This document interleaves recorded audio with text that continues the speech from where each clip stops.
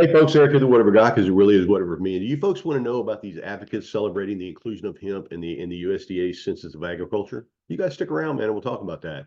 As you guys know, my name is Eric. I am the Whatever Guy, and you just see videos a couple days a week, basically keeping you guys updated in the world Delta 8, Delta 9, Delta 10, hemp, cannabis, just what's going on in our realm. And today, man, sitting here bullshitting around talking about an article over here at Marijuana Moment.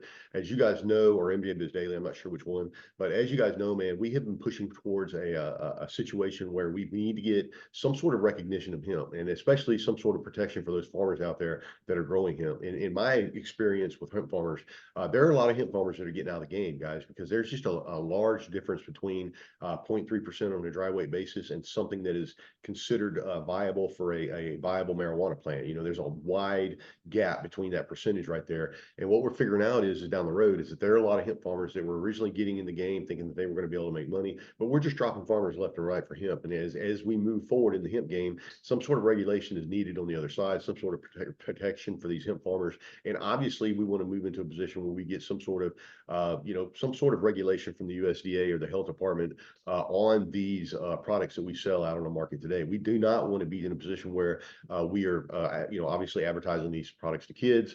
We don't want to get these these products into people's hands that are under 21 in situations like that. And those type of protections and those type of regulations on the other end will help protect the farmers on the backside, knowing that they have a place to sell their crop later on in the year when it obviously comes to fruition. As it stands right now, it boils down. It's a crazy situation. When you get to an end of a hemp farm, you don't know whether that hemp is hot or not. You don't know whether they have to remediate it. A lot of times, some of those guys were having to destroy their crops, and so we're getting in a position where these farmers are just basically getting out of the hemp business all the way around, and some of them are completely getting out of the farming business all the way around. And that's what they want to stop with this consensus over here at this census over here at the USDA. So we're gonna flip over here to an article over here and take a look and see what it says.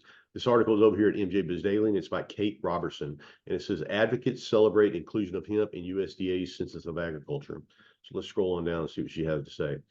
Advancing the federal regulation of hemp and other cannabis industry priorities will be easier now that hemp has its own category in the USDA's Census of Agriculture, hemp cultivators and stakeholders say.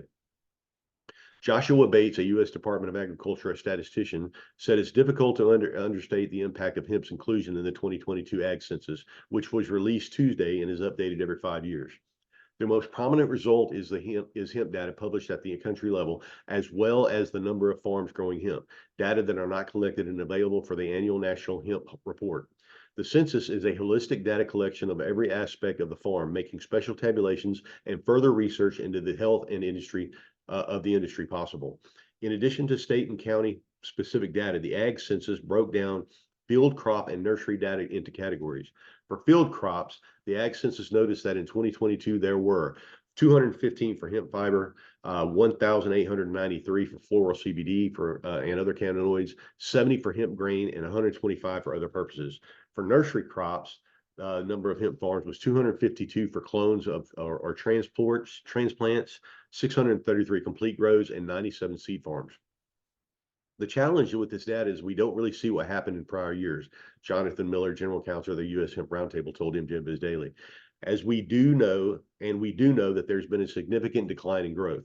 That decline stems largely from a lack of federal regulation of hemp-derived products, Miller said, noting that the U.S. Hemp Roundtable and other nonprofit organizations are still working towards oversight. Last year's National Hemp Report estimated there was 48% decline in industrial hemp acreage in 2022 compared to 2021, and a 66% drop in floral hemp acreage during the same period. The USDA describes floral hemp as an ingredient in supplements, skin creams, and shampoos, among other products containing cannabidiol, known better as CBD.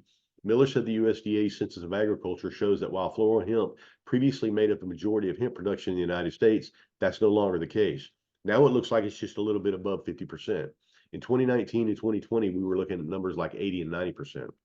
The decline isn't unique to hemp. During a Tuesday event commemorating the Ag Census data release, Secretary of Agriculture Tom Vilsack noted that in 2022, the number of farms in the country had declined by more than 142,000, and there were 20 million fewer acres of farmland since 2017, according to the report. As a country, are we okay with losing that many farms? Are we okay with losing that much farmland? Or is there a better way?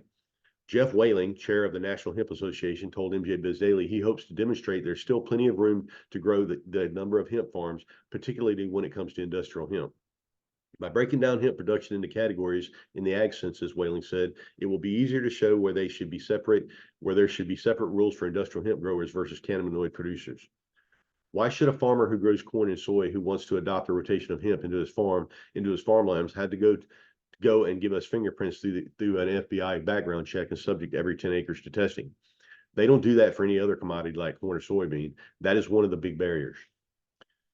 Lucas Gilkey, co-founder of Texas-based Hometown Hero, told MJ Biz Daily's hemp inclusion in the ag census underscores the plant's burgeoning role in the national economy. As we expand our product offerings and national distribution to meet increasing demand for hemp-derived THC and cannabidiol-based products, we will continue to support the farming community in our home state in Texas and across the country, as sales of hemp-derived cannabinoids average more than $28 billion annually. Texas had 20 farms growing hemp for fiber. That's the highest of any other state, although Missouri had the largest number of acres devoted to hemp for fiber at 1,302. North Dakota farms grow grain on 214,000 plus acres in the state, more than any other market, while South Dakota's recorded highest number of farms at 1,449. As for CBD and other cannabinoids, of the 1,893 farms producing floral hemp, Oregon was home to 233 of them in 2022. But California produced the most hemp for CBD and other cannabinoids, cultivating more than 6.2 million pounds that year. Gilkey said the appetite for hemp-derived cannabinoids is growing, and that communities such as military veterans are gaining access to the plant.